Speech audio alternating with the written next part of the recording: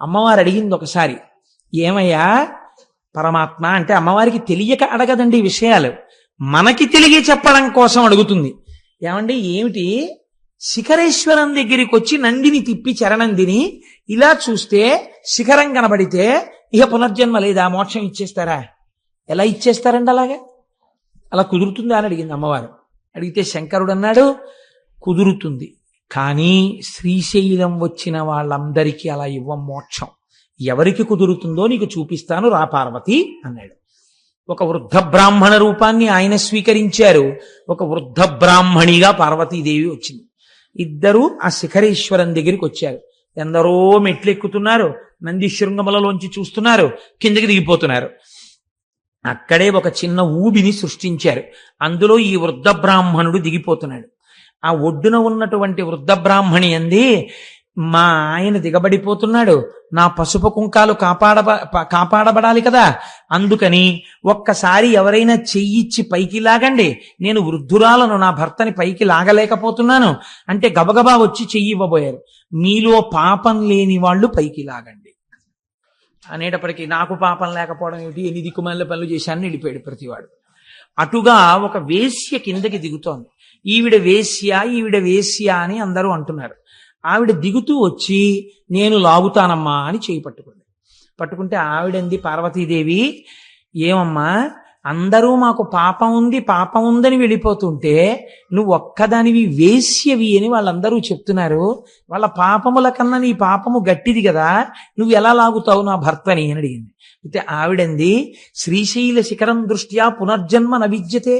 అమ్మా నేను ఇప్పుడు శ్రీశైల శిఖర దర్శనం చేశాను, శ్రీశైల శిఖర దర్శనం చేత మోక్షం రావాలంటే పాపము లేదు పుణ్యము లేదు, రెండూ సున్నా అయిపోతే కదా మోక్షం. ఇప్పుడు నా ఖాతాలో పాపం ఎక్కడుందమ్మా, పాపం లేదు పుణ్యం లేదు, అందుకుని లాగుతున్నానమ్మా, నేను అర్హురాలను అంది. విశ్వాసం నిజంగా ఉన్నది నీకు, ఈవిడికి మోక్షం ఇస్తున్నాను. చూసావా పార్వతి, నంది శృంగములలోంచి చూడడం కాదు, ఇక్కడ ఉన్నది నా తల్లి, ఇక్కడ ఉన్నది నా తండ్రి, వాళ్ళ మాట సత్యం అని నమ్మినవాడెవడున్నాడో వాడికి మోక్షం. కాబట్టి శ్రీశైల క్షేత్రంలో అడుగు పెట్టిన వాడికి ఉండవలసినది, మనం మన తల్లిదండ్రుల దగ్గర ఉన్నామన్నటువంటి భావన ఉండాలి. ఈ భావన పరిపుష్టమై మీరు శ్రీశైలము వెడితే మీకు ఎనలేని సౌభాగ్యం అక్కడ కలుగుతుంది. శిలాభోగం అంటే, ప్రపంచంలో ఎన్నో శిలలు ఉంటాయి. ఏదో ఒక శిలని పట్టుకొచ్చి ఒక ఆయన చెక్కుతాడు, ఓ గుళ్ళో పెడతాడు, దానికి ఎన్ని అభిషేకాలో ఎన్ని పూజలో అది మూర్తి అయిపోయింది, శిలాభోగం. అంతకన్నా గొప్ప మూర్తిని చెక్కి ఇంకో గుళ్ళో పెడతారు, ఆ గుళ్ళోకి వెళ్ళేవాడు ఉండడం. శిలాభోగం అంటే దానికి లేదా అదృష్టం రాదు, ఇక్కడికి భక్తులు అంటారు. స్థలాభోగం, మీరు కొన్ని స్థలాలు చూడండి, మహాత్ములు అడుగుపెట్టిన వేళా విశేషం ఏమిటో తెలియదు, కానీ నేను విశాఖపట్నంలో చూశాను అలాంటి ఇల్లు. ఒక ఇల్లు ఉండేది, అంటే మా బంధువులే ఉండేవారు అందులో, అందుకని నాకు తెలుసు. చీకటి గుహ ఎలా ఉంటుందో గదులు అలా ఉండేవి ఆ ఇంట్లో, అంత చీకటి, అంత అలా ఉండేవి ఆ గదులన్నీ కూడాను.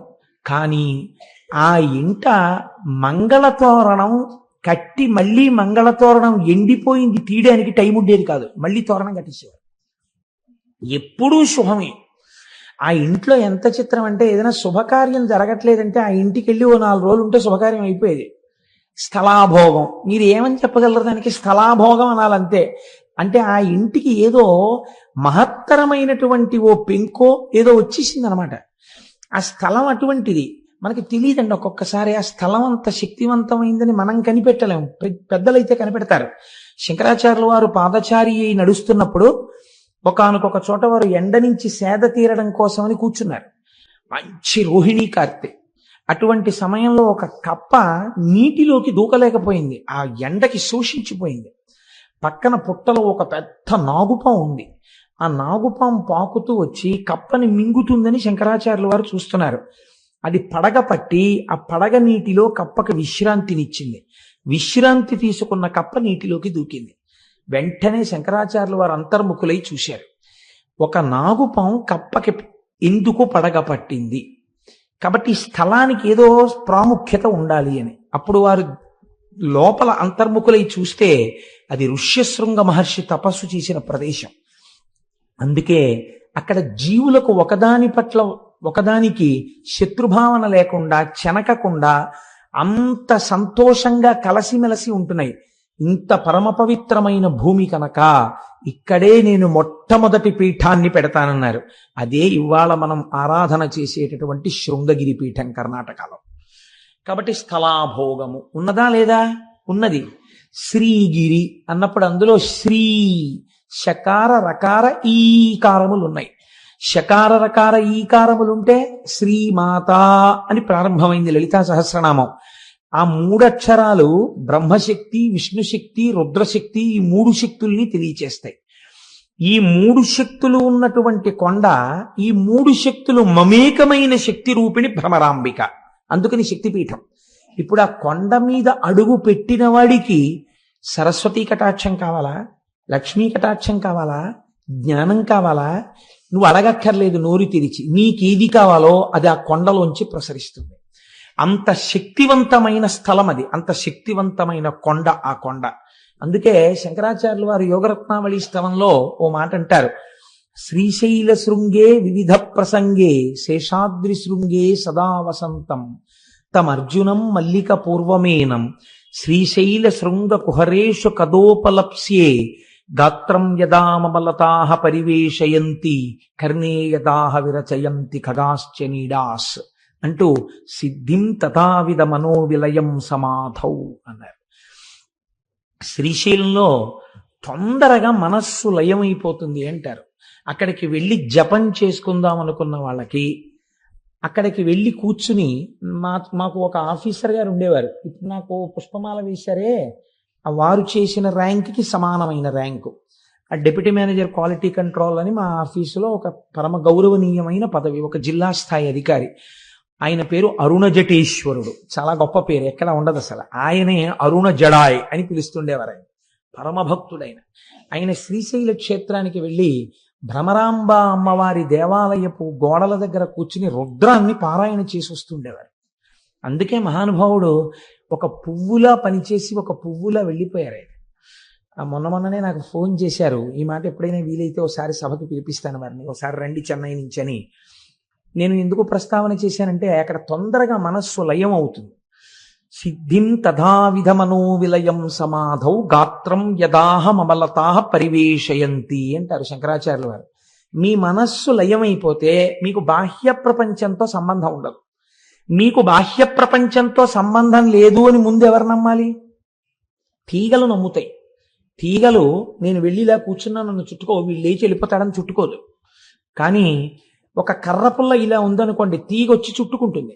అలాగే శ్రీశైలమునందు తొందరగా సమాధిలోకి వెళ్ళిపోతారు కాబట్టి అక్కడ తీగలు అల్లుకుని ఉంటాయిట. ఎన్ని ఓషధులకు ఆలవాలము శ్రీశైల పర్వతం.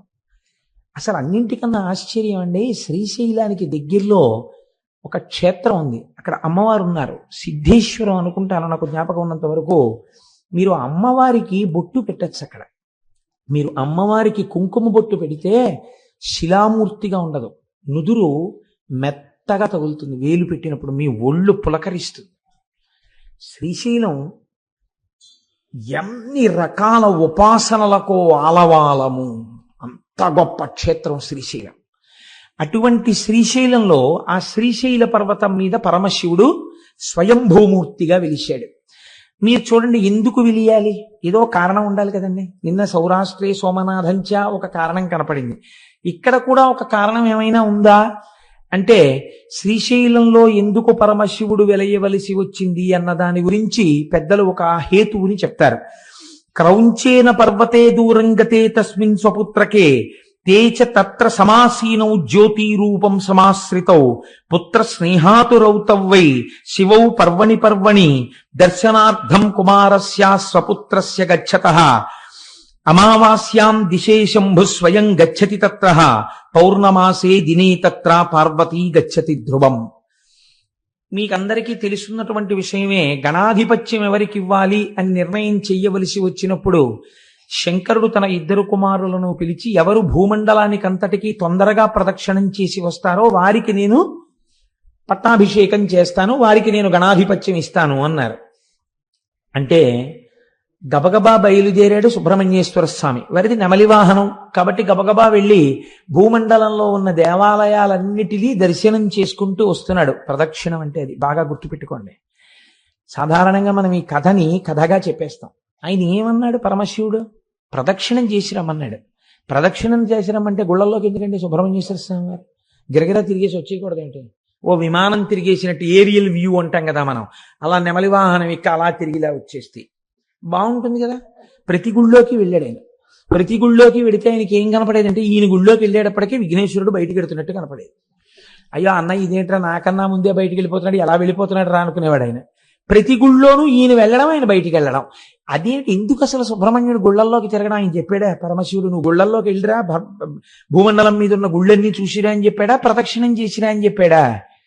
ప్రదక్షిణం చేసిరా అని చెప్పాడు. ప్రదక్షిణం చేసిరా అంటే గుళ్ళల్లోకి ఎందుకండి వెళ్ళడం? అదే ప్రదక్షిణం అంటే. ప్రదక్షిణం అంటే ఏమిటో తెలుసా అండి? దేవాలయంలో ప్రదక్షిణం చేసేటప్పుడు లోపల ఉన్న మూర్తి మిమ్మల్ని పరిశీలన చేస్తాడు. నన్ను నమ్ముకున్నటువంటి మహాభక్తులందరూ నా దేవాలయంలో కొలువు తీరి ఉన్నారు, వీరికి నమస్కరించి వీరి అనుగ్రహంతో నా దగ్గరికి వస్తాడా, వీళ్ళంతటి వాళ్ళు వీళ్ళెందుకని నా దగ్గరికి వస్తాడా చూద్దామని వీళ్ళని వదిలి లోపలికెళ్ళిన వాడిని చూడగానే ఇలా మొహం తిప్పుతాట పరమేశ్వరుడు. కాబట్టి మీకు ఆ ఈశాన్యలింగం అని ఉంది అరుణాచలంలో. అరుణాచలంలో ఈశాన్యలింగం దగ్గర నందీశ్వరుడు ఇలా ఉండడు, ఇలా ఉంటాడు. మొన్న మేము వెళ్ళినప్పుడు ఆయన ఎందుకు అలా మొహం పక్కకి తిప్పుకుని ఉన్నాడు అని అడిగితే ఆయన తమిళంలో చెప్తే ఏదో వచ్చిన వాళ్ళు ఎవరో దాన్ని తర్జుమా చేశారు. ఒక మహాభక్తుడు ఒక ఆయన, కొంతమంది భక్తులు పల్లెటూరు నుంచి వచ్చారు కానీ వాళ్ళు పరమ భక్తులు. వాళ్ళు వచ్చి దర్శనం చేసుకుందాం అంటే నంది అడ్డొచ్చింది. అడ్డొస్తే వాళ్ళు శివుడికి చెప్పారు, ఈశ్వర నీ దర్శనం చేసుకుందాం అంటే నంది అడ్డొస్తోందని. ఆయన అన్నాడు, నా భక్తులకు కనపడే వరకు కాసేపు మొహం అలా పక్కకి తిప్పన్నాడు. అందుకని ఇలా పెట్టాడు ఆయన. మళ్ళీ నువ్వు ఇటు తిప్పచ్చు అనలేదు, ఏమో ఇలాంటి వాళ్ళు ఇంకా వస్తారేమో అలా ఉండు కాసేపు అన్నట్టే లెక్క. అందుకని అలాగే ఉన్నాడు ఈశాన్యలింగం. కాబట్టి చూడండి భక్తుల పట్ల ఆయన ఎంత ప్రీతి వహించి ఉంటాడో చూడండి. లోపల భక్తి ఉంటే ఆయన దాన్ని గమనిస్తాడు. ప్రదక్షిణం అంటే దేవాలయాలలోకి వెళ్ళి చేసినది ప్రదక్షిణం. అరుణాచల శైలమునకైనా సరే అరుణగిరి ప్రదక్షిణం చేసేటప్పుడు దేవాలయాల్ని విడిచిపెట్టి మీరు కొండ చుట్టూ తిరిగితే అది ప్రదక్షిణం అవుతుందని నేను అనుకోవట్లేదు. ఎందుకంటే అలా శాస్త్రం మాట్లాడలేదు కనుక.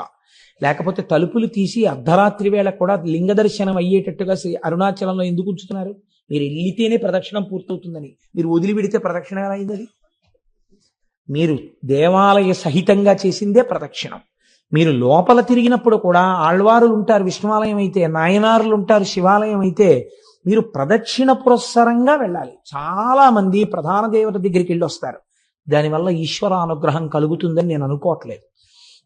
మీకు భూమండల ప్రదక్షిణంలో విఘ్నేశ్వరుడు చేసిన ప్రదక్షిణమే దానికి ప్రమాణం. ఇంతలోకి ఆయన పాపం పోన్లే అన్నయ్య కన్నా ముందుకెడతానేమో అని పరిగెత్తాడు కైలాసం దగ్గరికి వచ్చాడు. ఈయన ఏం చేశాడు? గణపతి నిజంగా వెళ్ళారు ఆయన సూక్ష్మంలో మోక్షం అంటారు చూసారా, అటువంటిది ఒకటి చేశాడు. అన్ని వేళలా చెయ్యకూడదు, ఎప్పుడు నిజంగా మీరు చేయలేరో అప్పుడు చెయ్యాలి దాన్ని. శ్రీరామ రామ రామేతి రమే రామే మనోరమే సహస్రనామ తత్తుల్యం రామనామ వరాననే నిజమే. శ్రీరామ శ్రీరామ శ్రీరామ అంటే విష్ణు సహస్రం చెప్పినట్టు. అందుకని పూజంతా మానేసి 3 మాటలని వెళ్ళిపోతానంటే కుదరదు. నిజంగా మీకు అంత టైం లేని పరిస్థితి వచ్చినప్పుడు శ్రీరామ శ్రీరామ శ్రీరామనమని. పాపం నెమలి వాహనము లేదు, స్థూలకాయం ఎలక వాహనం, నేను తిరగలేనేమో అనుకుని అన్ని విధాలా బేరీజు వేసుకున్నప్పుడు ఆయన ఏం చేశాడంటే, నాన్నగారు తల్లిదండ్రులకు చేసినటువంటి ప్రదక్షిణం భూమండలానికి చేసిన ప్రదక్షిణంతో సమానం, కాబట్టి నేను మీకే ప్రదక్షిణం చేసి మీకే నమస్కరిస్తున్నాను, అశక్తుడను కనుక. ఈయన అశక్తుడే, అలా సుబ్రహ్మణ్యుడితో సమానంగా వెళ్ళడానికి ఎవరు అంగీకరించాలి? సర్వజ్ఞుడైన శంకరుడు అంగీకరించాలి. ఈ బుద్ధి కుశలత ప్రదర్శించాడు, గణాధిపత్యం ఇచ్చారు. చిన్నపిల్లలకి మంకుతనం ఉంటుంది కదండి, అందులో నువ్వు ఓడిపోయావురా అన్నారు అనుకోండి, చాలా బాధగా ఉంటుంది. అంతవరకు ఎందుకంటే ఓ బస్సులో ఆడపిల్లలు మగపిల్లలు కలిసి వెళ్తున్నప్పుడు అంత్యాక్షరి పెట్టి గెలిచారని మగపిల్లలకి ప్రయోజిస్తే పెద్ద అలరైపోతుంది. ఆడపిల్లలకి ఇస్తే మగపిల్లలందరూ మొహాలు ముడిచేసుకున్నారు మేము మనం వెళ్ళినప్పుడు. అదో ముచ్చట అనుకోండి. ఎందుచేత అంటే ఓడిపోయావు అనేటప్పటికీ అది జీర్ణం కాదు, ఆ మాట వాళ్ళు అంగీకరించలేదు. అందుకే మనం ఇంగ్లీష్లో దానికి ఒక చమత్కారమైన మాట రన్నర్స్ అప్ అని పెట్టారు. ఏమిటో ఓడిపోయిన వారు అని అనకుండా ఇదేంటి, వీరిని గెలిచిన వారు వారు, వారిని గెలిపించిన వారు వీరు అని ప్రైజ్ ఇచ్చారనుకోండి, బహుశా సంతోషిస్తారేమో, ఓ మర్యాద ఉంది కాబట్టి. కనుక ఇప్పుడు సుబ్రహ్మణ్యుడు ఓడిపోయాడు, పెద్ద ఆయన గెలిచాడు, అందుకని వాడికి నేను పట్టాభిషేకం చేస్తున్నాను రా అన్నారు. అంటే అది అంగీకరించలేని అజ్ఞాని సుబ్రహ్మణ్యుడు కాడు. కానీ నాన్నగారు ఎలా అయినా ఈ ధర్మ సూక్ష్మం ఒకటి ఉంది శాస్త్రంలో అని చెప్పేసి అంగీకరించేసి ఆ అన్నయ్యకి చేసేశారు. అన్నయ్యకి చేసేశారని ఆయన బాధ కాదండో, అన్నయ్యకి చేసేశారని బాధ అయితే రావణాసురుడు కుబేరుడి మీద యుద్ధానికి వెళ్ళినట్టు యుద్ధానికి వెళ్ళాలి. ఆయనకి అది కాదు బాధ. ఓటమి వలన కలిగినటువంటి చిన్ని అక్కసు. చంటి పిల్లాడు కదండి సుబ్రహ్మణ్యుడు అంటే, ఆ మాత్రం లేకపోతే అందమే ఉంటుందండి పిల్లల దగ్గర. 70 ఏళ్ళు వచ్చినా పిల్లాడు అమ్మ దగ్గరికి వెళ్ళినప్పుడు అమ్మే, నాన్నగారి దగ్గరికి వెళ్ళినప్పుడు నాన్నగారే. పిల్లలు తల్లిదండ్రుల దగ్గర అలాగే ఉంటారు.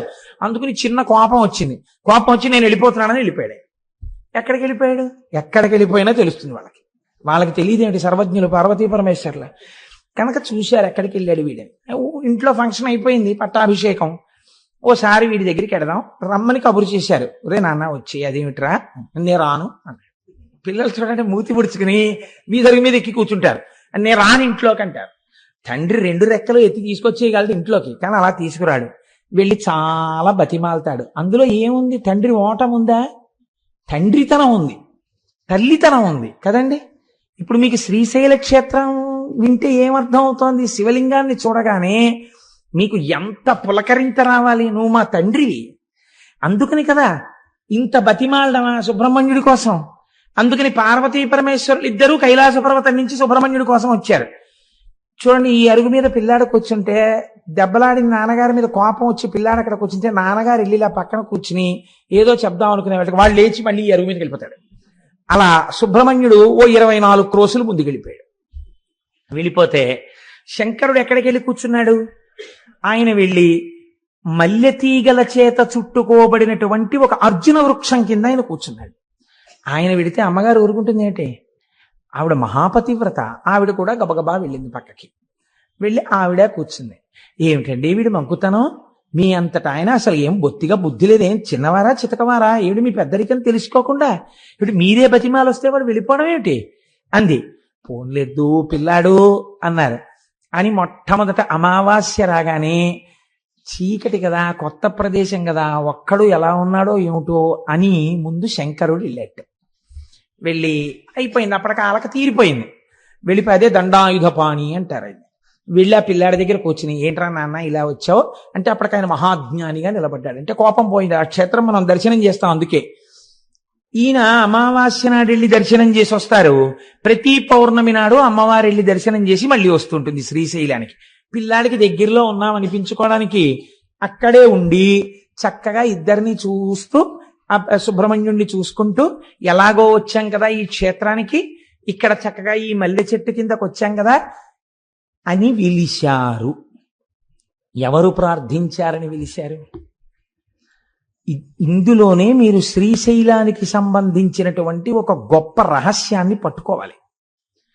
సుబ్రహ్మణ్యుడు అలిగితే తండ్రితనం చూపించి వచ్చాడైన, సుబ్రహ్మణ్యుడు అలిగితే తల్లితనం చూపించి వచ్చాడైన. మీరు కూడా అలక చేతనో అజ్ఞానం చేతనో అబ్బెబ్బే భగవంతుడు ఎక్కడండి, అన్నీ నేనే ఈ శరీరం చూపించుకుని భగవంతుడికి దూరం అయిపోయాం మనం కూడా కదండి. ఇలా దూరం అయిపోయిన వాళ్ళు ఎవరైనా ఉంటే వాళ్ళ దగ్గరికి నేనే వెళ్ళిపోతానని చెప్పొచ్చి ఆయన శ్రీశైలంలో కూర్చున్నాడు. దూరం అయిపోయిన వాళ్ళని వెతుక్కుంటూ ఆయన వస్తే, ఆయన మా అమ్మా నాన్నగారు అక్కడ కూర్చున్నారు అనుకుని మీరే శ్రీశైలం వెళ్ళారనుకోండి, ఎంత సంతోషపడిపోతాడండి. నా పిల్లలు చూడవే, కడుపున పుట్టిన వాడి కన్నా వీళ్ళు నా పిల్లలే చూడు, నా కోసం వచ్చాడు అని పొంగిపోతాట. అందుకే శ్రీశైల మల్లికార్జునుడిది ధూళి దర్శనం. ధూళి దర్శనం అంటే మీరు కాకినాడలో బయలుదేరి శ్రీశైలం వెళ్లే లోపల ఓ 10 గంటలో 15 గంటలో నిద్రపోతారు. ఏ బట్టలో కట్టుకుని ఏ హోటల్లోకో వెళ్ళి అన్నం తినేస్తారు. ఆ పచ్చడి గిచ్చడి మీద పోసేసుకుంటారు. ఓ 2 మాటలు మూత్ర విసర్జన చేసేస్తారు. ఇంకో మాట అవసరమైతే ఇంకొక శంక కూడా తీర్చుకుంటారు. ఆ బట్టలతో శ్రీశైలం కొండ మీద కడతారు. వెళ్ళిన తర్వాత మీరు ఒక కాటేజ్ ఏదో తీసుకుని లోపలికి వెళ్ళి స్నానం చేసి శౌచంతో వెళ్ళి శివలింగాన్ని ముట్టుకున్నారు అనుకోండి, కొంచెం చిన్నబుచ్చుకుంటాడు ఆయన. ఏమిటంత శౌచంగా వచ్చాడు వీడు అని. మీరు ఆ శ్రీశైల క్షేత్రానికి వెళ్ళగానే కాళ్ళ నిండా మట్టి పట్టేసి కాళ్ళు కడుక్కోకుండా, చేతులు కడుక్కోకుండా, స్నానం చేయకుండా పూర్తి చేసుకున్న శరీరంతో, అనగా దూరదేశం నుంచి వెళుతున్నారనుకోండి, ఎంత అశౌచం అండి! మరి మలమూత్ర విసర్జన చేసిన శరీరం ఎంత అశౌచంతో కూడుకున్నది. పైగా మీరు కొంతసేపు నిద్రపోయారు బస్సులో, రైల్లో. నిద్ర ఎంత అశౌచం వస్తుంది. ఎందుకంటే కొన్ని శరీరంలోంచి విసర్జింపబడవలసినవి బయటికి వస్తాయి. నిద్రపోతే పుసులు కడతాయి కళ్ళు. ఇటువంటివన్నీ ఏర్పడినప్పుడు మళ్ళీ స్నానం చేసి కానీ దేవాలయంలోకి వెళ్ళకూడదు. మీరు ఇన్ని అశౌచాలు దగ్గర పెట్టుకుని కాటేజీలో పెట్లు పారేసి ఈ మట్టి చేతులతో, ఈ మట్టి కాళ్లతో వీలైతే ఇంకోసారి శ్రీశైలం కొండ మీద ఒక కప్పు టీ తాగకపోతే ఉండలేనని తాగేసి కాళ్ళు కడుక్కోకుండా శ్రీశైలం గుడి దగ్గరికి వెళ్ళి ధూళి దర్శనానికి వచ్చామండి అని లోపలికి వెళ్ళి ఈ మట్టి కాళ్లతో మోకాళ్ళ మీద కూర్చుని మట్టి చేతులతో శివలింగాన్ని ముట్టుకుని చెమట పట్టేసిన మొహంతో శివలింగం మీద తల తాటిస్తే పొంగిపోతట ఆయన. వీడు రానా కొడుకంటట, సర్వకామ్య సిద్ధినిస్తట. దీన్ని ధూళి దర్శనం అంటారు శ్రీశైలంలో. శ్రీశైలంలో మీరు అందుకే దేవాలయం దగ్గరికి వెళ్ళి ఫలానా చోటు నుంచి వచ్చామండి, ధూళి దర్శనానికి వచ్చామంటే లోపలికి వెళ్ళిపోండి అంటారు. నేను ఎన్నో మాటలు శ్రీశైలంలో అలా ధూళి దర్శనం చేశాను. కాబట్టి ధూళి దర్శనం శ్రీశైలంలో చెయ్యాలి. ఎందుకు చెయ్యాలి అంటే, ఉదాహరణకి, అంటే మీకు అర్థం అవడం కోసం చెప్తున్నాను సుమండి. 10 మాటలు కోటేశ్వరరావు ఎందుకు స్వవిషయం ప్రస్తావన చేస్తాడు అని మీరు అనుకోకండి. నా కొడుకు ఎక్కడో దూరంగా ఉండి చదువుకుంటున్నాడు అనుకోండి, ఒక రాత్రంతా బెర్త్ మీద నిద్రపోయి ముందు రోజు 3 గంటలకి రైలు ఎక్కి ఏ రైల్వే స్టేషన్లో కనపడినటువంటి పదార్థమో ఎడం చేతిలో పెట్టుకుని కుడి చేత్తో తినేసి అవన్నీ మీద పడిపోయిన చట్నీ మరకలతోటి ఆ చెమట పట్టేసిన మొహంతోటి ఆ రైలు దిగి అనుకోకుండా వాడి ఇంటికి వచ్చి తలుపు కొడితే నేను వెళ్ళి ఇలా తలుపు తీశాను అనుకోండి, తలుపు తీస్తే నా కొడుకు కనపడ్డాడు అనుకోండి, ఏమిట్రా ఇలా వచ్చావు అనుకోకుండా అన్నాను అనుకోండి, నాన్నగారండి నాకు గత వారం మీరు కల్లోకి వచ్చారు నాన్నగారండి, అందుకని 2 రోజులు అనుకోకుండా సెలవులు వచ్చాయి, ఇక్కడ ఏదో స్థానికంగా ఎన్నికలు జరుగుతున్నాయి, సెలవులు ఇచ్చారు, మిమ్మల్ని చూడాలనిపించి వచ్చేసాను నాన్నగారండి అన్నాడు అనుకోండి. అని నా కొడుకు నన్ను గట్టిగా పట్టుకున్నాడు అనుకోండి, నేను కూడా పుత్రగాత్ర పరిష్వంగం అని సంతోషంగా వాడిని నాన్న కల్లోకి వచ్చావా ఇంత కష్టపడి అని కౌగిలించుకుంటానా? దూరం స్నానం చేసిరా అంటానా? కౌగిలించుకుంటానంతే. తండ్రిగా మీకే ధూళి దర్శనం ఉంది కదండి. అంత దూరం నుంచి వచ్చిన కొడుకుని చూడగానే మురిసిపోయి కౌగిలించుకుంటున్నారే. శ్రీశైలలింగమునందు తండ్రితనం ఉంది. అందుకే మీరు అడిగారని రాలేదు, మీకోసం ఆయన వచ్చాడు. జగత పితరవ్ వందే పార్వతీ పరమేశ్వరవు ప్రతిరోజు వస్తాడు. అసుర సంధ్య వేళలో భూమండలం మీది నుంచి వెడుతుందిట నందివాహనం. అందుకే ఆ సమయమునందు చెయ్యకూడని పనుల జాబితా కొన్ని చెప్పింది శాస్త్రం. మీరు భాగవతంలో విన్నారు, పునః ప్రస్తావన అక్కర్లేదు. అటువంటి సమయంలో శ్రీశైల పర్వతం మీద మాత్రం ఒక్కసారి దిగుతాట పరమాత్మ. అంత పరమ పవిత్రమైన సమయంలో మీరు శ్రీశైలంలో ఉండి నిజంగా శ్రీశైల దేవాలయంలో కూర్చుని ఆ సమయంలో శివాష్టోత్తర శతనామ స్తోత్రాన్ని మీరు చదువుకుంటున్నారు అనుకోండి. చదువుకుంటుంటే అక్కడ దిగిన పరమాత్మ ఎంత పరవశించిపోతాడు. ఇన్ని పేర్లు పెట్టి నన్ను పిలుస్తున్నాడు రావిడని.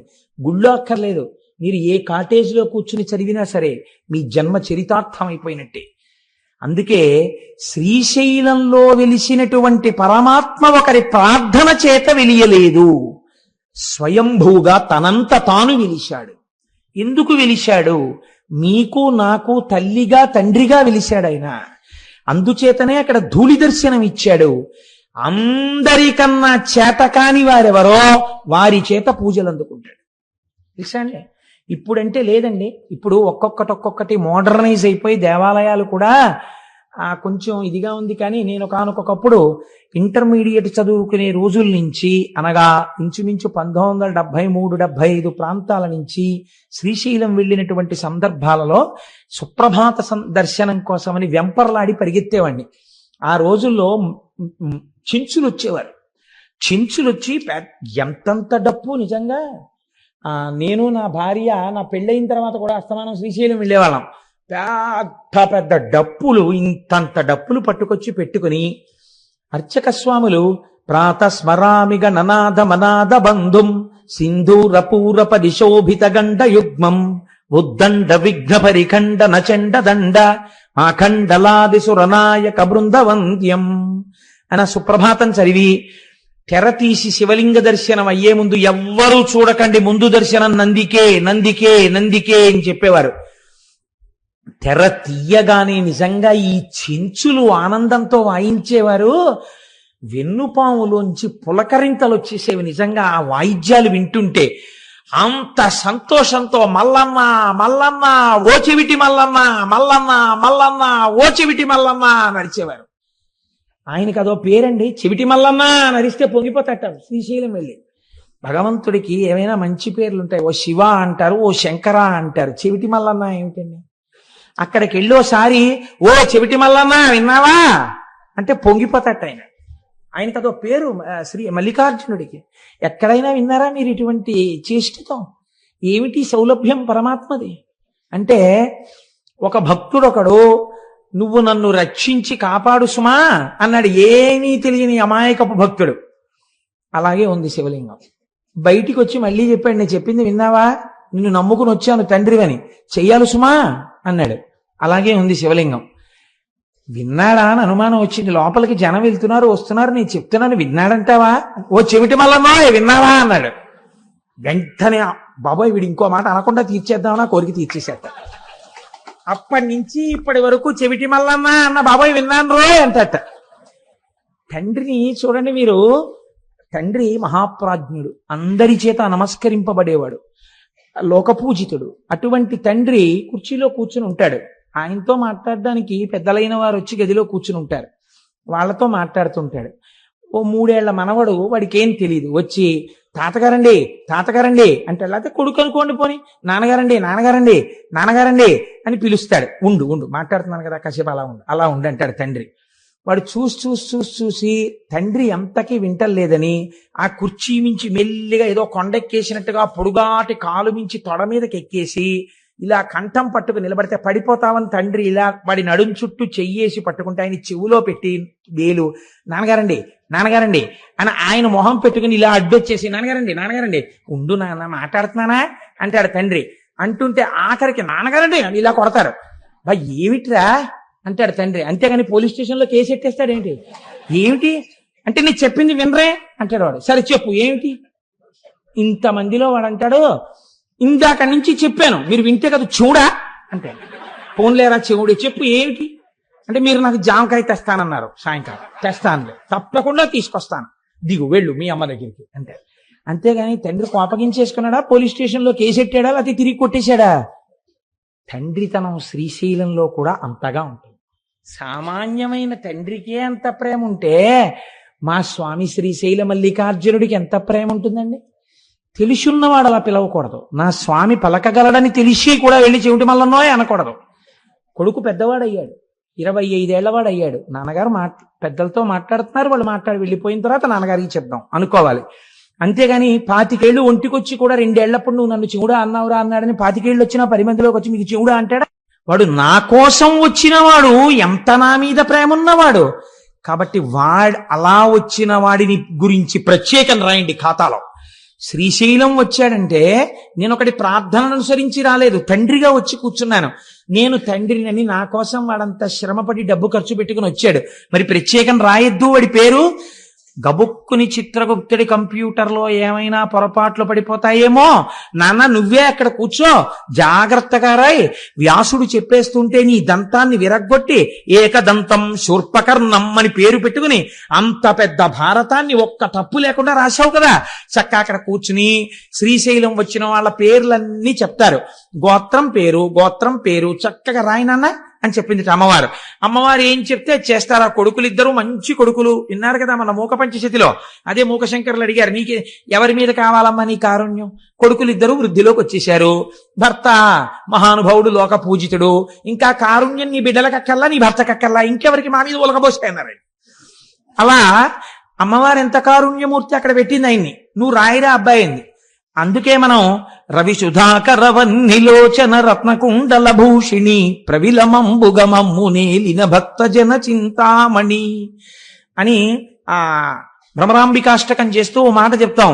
సాక్షి గణపతి కన్న తల్లి విసద్గుణావతి శాంభవి, మోక్షమొసగెడు కలక దుర్గవు మూల కారణ శక్తివి అని అమ్మా భ్రమరాంబ అని అమ్మవారిని స్తోత్రం చేస్తాం. సాక్షి గణపతిని పెట్టింది అమ్మవారు. అందుకే శ్రీశైలం వెడితే తప్పకుండా సాక్షి గణపతి దగ్గర ఆగాలి. లోపలికెళ్ళి పైకి చెప్పుకోవాలి, ఆత్రేయస గోత్రం కోటేశ్వర శర్మ అని చెప్పాలి. ఆయన టకటకగా రాసేసుకుంటాడు, స్వామి కృతజ్ఞుడను అని బయటికి రావాలి. ఒకవేళ రేపు పొద్దున్న ఉత్తరోత్తర ఏమైనా పొరపాటు పడిపోయినా చీనోరుమై నువ్వు ఇప్పుడు వెళ్ళావు అంటే ఈయనకి అభాల్లో చెప్తాడు, లేదు వాడు వచ్చాడు అని చెప్తాడు. పొంగిపోతారు అమ్మవారు అయ్యవారు. అయ్య బాబోయ్, శ్రీశైలం ప్రత్యేకం తండ్రి కోసం అమెరికా నుంచి వచ్చిన వాడు లాంటి వాడు వీడు, అందుకని 10 మందికి చూపించుకోవలసిన వాడు, వీడి జోలికి మనం వెళ్ళకూడదని వదిలిపెట్టేస్తారు. శ్రీశైల క్షేత్రం అంటే అంత గొప్ప క్షేత్రం. అటువంటి క్షేత్రము అదైతే మీకు ఇప్పుడు శ్రీశైలం వెడితే ఏమిటి ఉండాలి? బాగా ఆలోచించండి. శ్రీశైలం వెడితే మీరు దేనితో వెళ్ళాలి? శ్రీశైలం నమ్మకంతో వెళ్ళాలి కదండి. నా కోసం మా తల్లిదండ్రులు వచ్చి విడిది చేసిన నెలవిది అని వెళ్ళాలి. మా అమ్మగారు నాన్నగారు ఉన్నారు లోపల, నేను కాళ్ళు కడుక్కోకపోయినా చేతులు కడుక్కోకపోయినా నేను ఇలా గుళ్ళోకి వెళ్ళేటప్పటికీ మా శివయ్య లేచి, ఊరే నాన్న కాకినాడ నుంచి వచ్చావా అని గభాలను పట్టుకుంటాడు. అని పొంగిపోయి వెళ్ళి, నాన్నగారండి మీ కాళ్ళకి నమస్కారం అండి అని శివలింగాన్ని పట్టుకుని నమస్కారం చేసేస్తే పొంగిపోయి ఒక్కసారి ఆ తెల్లటి చేతులతో, ఆ మణికంకణములతో ఉన్న చేతులతో మీ చేతులు ఆయన పట్టుకున్నట్టుగా భావన చేసి మీరు నమస్కరించి బయటికి రావాలి. దీనికి ఏది ప్రధానం? విశ్వాసం ప్రధానం. కాబట్టి స్వామి అన్నారు శిఖరేశ్వరము అని ఒకటి శ్రీశైలంలో పెట్టారు. ఇక్కడ వచ్చింది తమాషా అంతా. ఈ శిఖరేశ్వరంలో ఏం చేస్తారు అంటే నువ్వులు పట్టుకెళ్ళి నంది యొక్క విగ్రహం దగ్గర పోస్తారు. చరణంది అంటారు. పూర్వకాలంలో చరణంది అని ఒకటి ఉండేది శివాలయాల్లో.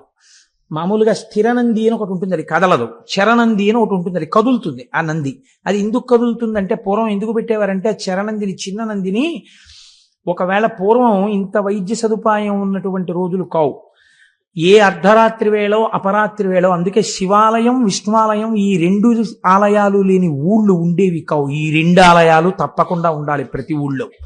దేని కొరకు అంటే ఎవరైనా గర్భిణి అయ్యున్నటువంటి స్త్రీకి అనుకోకుండా నొప్పులు వస్తే పట్నానికి తీసుకెళ్లడానికి అవకాశం లేకపోతే అంతరాలయం మూసేసి ఉన్నా కూడా పరిగెత్తుకుంటూ అర్చకుడి దగ్గరికి వెడితే ప్రధానమైన తలుపు తీసేవారు. తీస్తే ఈ చరణందిని తిప్పుతారు. ఎటువైపుకి ఈ బాధపడుతున్నటువంటి స్త్రీ ఉందో, గర్భిణీ స్త్రీ ఇల్లు ఎటుందో అటు ఈ నందిని తిప్పుతారు. ఈ చరణంది అటు తిరగగానే అటువైపు బాధపడుతూ ప్రసవం జరగకుండా బిడ్డ అడ్డుపడి ఇద్దరి ప్రాణాలు పోతాయేమో అనుకున్న వాళ్ళకి కూడా ఎందరికో సుఖప్రసవాలు జరిగినటువంటి గడ్డ ఈ గడ్డ. ప్రత్యేకించి త్రిలింగ దేశం ఈ దేశం. అందుకే అనేక శివాలయాలలో చరణందులున్నాయి. శిఖరేశ్వరమునందు కూడా మనం ఈశ్వరుణ్ణి పొందలేకపడుతున్న బాధ నుంచి విముక్తం కావడానికి నువ్వులు వేసి తిప్పుతాం. తిప్పి శ్రీశైల శిఖరం చూడాలి. కానీ యథార్థమునకు ఆ శిఖరము నందిశృంగములలోంచి కనపడదు. మీరు ఇక్కడ భావన చేస్తూ కళ్ళు తెరిచి అక్కడ చూడాలి. ఈ కన్నులు తెరిచి నందిశృంగములలోంచి చూస్తుంటే జేగురు రంగులో ఉన్నటువంటి శ్రీశైల మల్లికార్జునుడి యొక్క ఆలయం మీద ఉన్నటువంటి గోపురం మీద ఉన్న త్రిశూలంతో కూడి మెట్లు మెట్లుగా ఉన్నటువంటి శిఖరం మీకు ఇక్కడ కనపడాలి.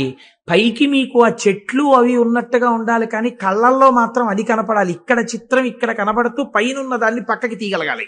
అలా ఎవడు తీశాడో వాడికి పునర్జన్మ నవిద్యతి. ఇంకా వాడికి పునర్జన్మ లేదు, ఎందుకంటే వాడు అంత ధారణ చేసి ఉన్నాడు కనుక. అందుకే శిఖరేశ్వరం దగ్గర ఒక పరీక్ష పెట్టాడు పరమాత్మ. అమ్మవారు అడిగింది ఒకసారి, ఏమయ్యా పరమాత్మ అంటే అమ్మవారికి తెలియక అడగదండి ఈ విషయాలు, మనకి తెలియ చెప్పడం కోసం అడుగుతుంది. ఏమండి ఏమిటి, శిఖరేశ్వరం దగ్గరికి వచ్చి నందిని తిప్పి చరణందిని ఇలా చూస్తే శిఖరం కనబడితే ఇక పునర్జన్మ లేదా, మోక్షం ఇచ్చేస్తారా? ఎలా ఇచ్చేస్తారండి అలాగే? అలా కుదురుతుందా అని అడిగింది అమ్మవారు. అడిగితే శంకరుడు అన్నాడు, కుదురుతుంది, కానీ శ్రీశైలం వచ్చిన వాళ్ళందరికీ అలా ఇవ్వం మోక్షం. ఎవరికి కుదురుతుందో నీకు చూపిస్తాను, రా పార్వతి అన్నాడు. ఒక వృద్ధ బ్రాహ్మణ రూపాన్ని ఆయన స్వీకరించారు. ఒక వృద్ధ బ్రాహ్మణిగా పార్వతీదేవి వచ్చింది. ఇద్దరు ఆ శిఖరేశ్వరం దగ్గరికి వచ్చారు. ఎందరో మెట్లు ఎక్కుతున్నారు, నంది శృంగములలోంచి చూస్తున్నారు, కిందకి దిగిపోతున్నారు. అక్కడే ఒక చిన్న ఊబిని సృష్టించారు. అందులో ఈ వృద్ధ బ్రాహ్మణుడు దిగిపోతున్నాడు. ఆ ఒడ్డున ఉన్నటువంటి వృద్ధ బ్రాహ్మణి అంది, మా ఆయన దిగబడిపోతున్నాడు, నా పసుపు కుంకాలు కాపాడబడాలి కదా, అందుకని ఒక్కసారి ఎవరైనా చెయ్యిచ్చి పైకి లాగండి, నేను వృద్ధురాలను, నా భర్తని పైకి లాగలేకపోతున్నాను అంటే గబగబా వచ్చి చెయ్యి ఇవ్వబోయారు. మీలో పాపం లేని వాళ్ళు పైకి లాగండి అనేటప్పటికీ నాకు పాపం లేకపోవడం ఏమిటి, ఎన్ని దిక్కుమాల పనులు చేశానని వెళ్ళిపోయాడు ప్రతివాడు. అటుగా ఒక వేశ్య కిందకి దిగుతోంది. ఈవిడ వేశ్య అని అందరూ అంటున్నారు. ఆవిడ దిగుతూ వచ్చి నేను లాగుతానమ్మా అని చేయి పట్టుకుంటే ఆవిడంది పార్వతీదేవి, ఏమమ్మా అందరూ మాకు పాపం ఉందని వెళ్ళిపోతుంటే నువ్వు ఒక్కదానివి వేశ్యవి అని వాళ్ళందరూ చెప్తున్నారు, వాళ్ళ పాపముల కన్నా నీ పాపము గట్టిది కదా, నువ్వు ఎలా లాగుతావు నా భర్తని అని అడిగింది. అయితే ఆవిడంది, శ్రీశైల శిఖరం దృష్ట్యా పునర్జన్మ నవిద్యతే. అమ్మా నేను ఇప్పుడు శ్రీశైల శిఖర దర్శనం చేశాను, శ్రీశైల శిఖర దర్శనం చేత మోక్షం రావాలంటే పాపము లేదు పుణ్యము లేదు, రెండూ సున్నా అయిపోతే కదా మోక్షం. ఇప్పుడు నా ఖాతాలో పాపం ఎక్కడుందమ్మా, పాపం లేదు పుణ్యం లేదు, అందుకుని లాగుతున్నానమ్మా, నేను అర్హురాలను అంది. విశ్వాసం నిజంగా ఉన్నది నీకు, ఈవిడికి మోక్షం ఇస్తున్నాను. చూసావా పార్వతి, నంది శృంగములలోంచి చూడడం కాదు, ఇక్కడ ఉన్నది నా తల్లి, ఇక్కడ ఉన్నది నా తండ్రి, వాళ్ళ మాట సత్యం అని నమ్మినవాడెవడున్నాడో వాడికి మోక్షం. కాబట్టి శ్రీశైల క్షేత్రంలో అడుగు పెట్టిన వాడికి ఉండవలసినది మనం మన తల్లిదండ్రుల దగ్గర ఉన్నామన్నటువంటి భావన ఉండాలి. ఈ భావన పరిపుష్టమై మీరు శ్రీశైలము వెడితే మీకు ఎనలేని సౌభాగ్యం అక్కడ కలుగుతుంది. చిత్రం ఏమంటే అక్కడ 5 ధారలు పడుతుంటాయి. హాటకేశ్వరము అని ఒక దేవాలయం. హాటకేశ్వరము చిత్రమైన దేవాలయం.